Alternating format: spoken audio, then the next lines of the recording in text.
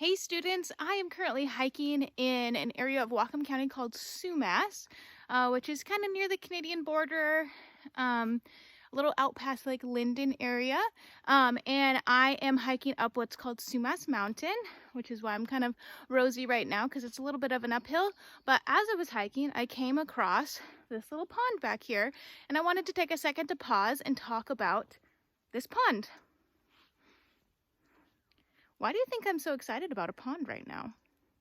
Well, we are in the time of year where frogs start to be more and more present. I'm sure that if you guys have listened, you've maybe noticed them at nighttime.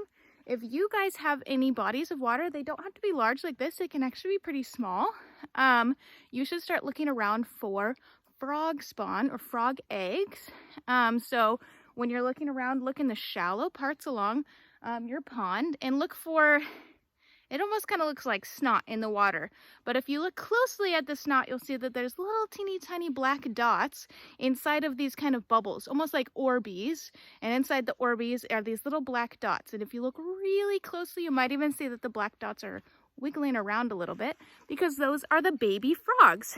Then in the next couple weeks here, those little baby frogs are going to start hatching, and then there'll be tadpoles. So you can be looking around for little wriggly black, they almost look like fish, but not quite.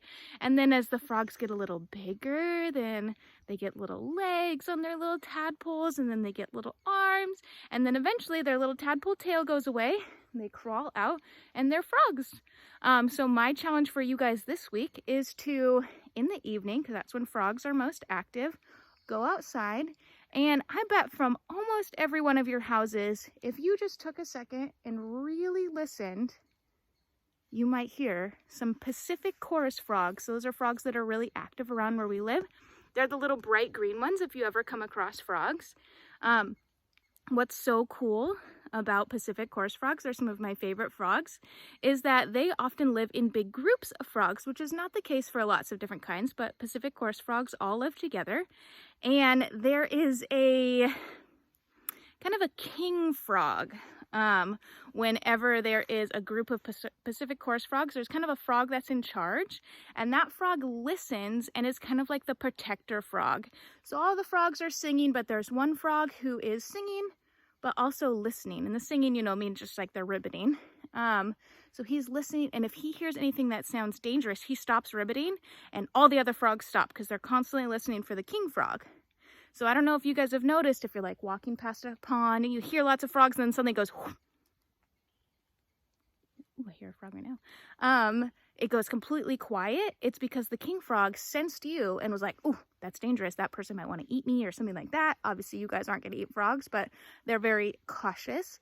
And then if you listen really carefully or stop and give it a little bit, the Pacific chorus frogs, one frog will start ribbiting, and then they all start ribbiting again. And it's that one frog who started was the king frog in the group of frogs. I just think that is so fascinating. Animals are so neat. So my challenge for you guys this week is to listen around for frogs and maybe start looking for some evidence of them. So looking for the little Orbeez or their frog spawn, and maybe starting to look for tadpoles in little bodies of water near where you live. Have fun.